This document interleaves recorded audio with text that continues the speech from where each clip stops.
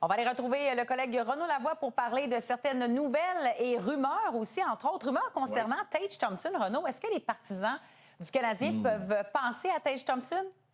Je dirais rêver, mais de croire que ça pourrait arriver un jour. Non, ça a circulé beaucoup aujourd'hui.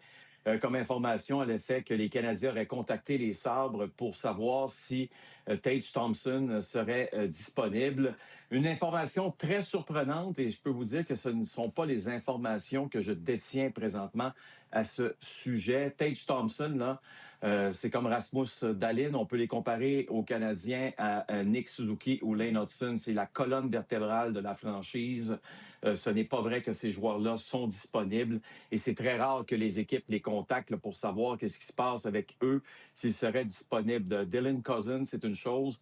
J.J. Peterka, c'en est une autre. Mais quand on parle de Tage Thompson, on parle de la crème de la crème.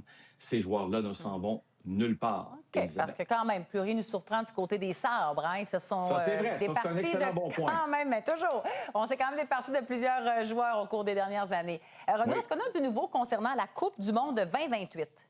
Oui, et là, ça va s'accélérer là, comme processus parce qu'il y a une dizaine de jours, je vous disais que les Canadiens de Montréal avaient déposé leur candidature officiellement à la Ligue nationale. Il y a 10 équipes de la Ligue nationale qui ont déposé leur candidature et 6 équipes aussi en Europe qui l'ont fait, Elisabeth, parce qu'il ne faut pas oublier qu'il y a une partie du tournoi qui va aussi avoir lieu en Europe. Maintenant, quelle est la suite des choses?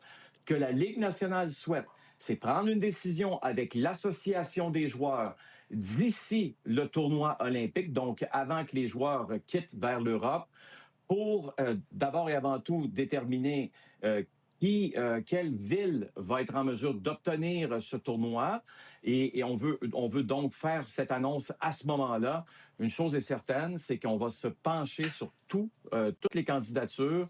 Puis ce qu'on veut, c'est arriver avec une solution le plus rapidement possible pour cette Coupe du monde qui va avoir lieu en février 2028. En février, un peu comme les Olympiques de cette année. À quoi ressemblerait le calendrier? Est-ce qu'on sait déjà?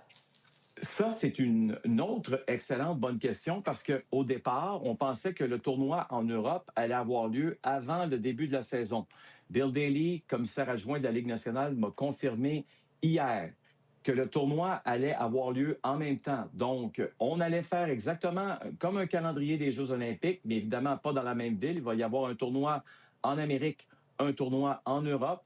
Les gagnants, si vous voulez, des deux tournois vont se retrouver ici même en Amérique, normalement, pour disputer soit demi-finale et finale, sans aucun doute. Bref, ça va être toute une logistique, mais une chose est certaine, ça va être une première dans la Ligue nationale de hockey et ça risque d'être très excitant. On a bien hâte de vivre ça, mais ça veut dire qu'on va encore une fois avoir un calendrier compressé comme on va vivre cette année. Exactement, c'est ce qu'il faut comprendre. Et n'oublions pas une chose, cette année, on a un calendrier de 82 matchs. Mais à partir de la prochaine saison, on aura un calendrier de 84 matchs. Donc, c'est un calendrier qui sera encore plus condensé, imaginez, que ce qu'on connaît présentement. Mais la Ligue nationale pense vraiment aller dans la bonne direction avec la Coupe du monde. On veut y aller à tous les 4 ans, comme les Jeux olympiques d'une certaine façon.